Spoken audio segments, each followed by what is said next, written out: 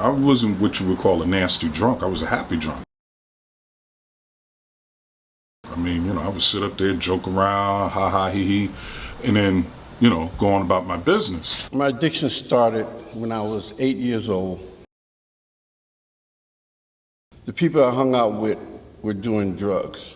At 8 years old, I put a needle in my arm, and I didn't stop using drugs until I was 40.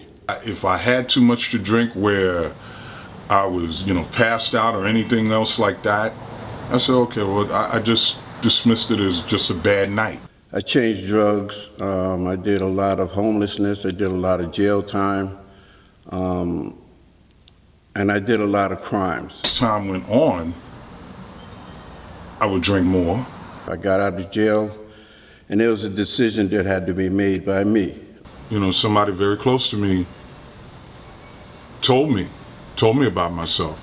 Someone directed me to a shelter, and I went to a shelter for the first time, and that's what took off my recovery. It shook me. It shook me to the point where I said, I just got to stop. But it wasn't until I stopped, and it was kind of like the Lord was taking me by my hand and having me go through memory lane.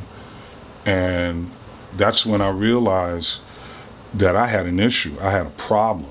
The person that you see in the choir loft praising God, the person that you see on Sundays in the congregation praising God, that wasn't who I was 19 years ago. In reality and looking back in retrospect, I wasn't fine at all. If God could do it for me, he can do it for you.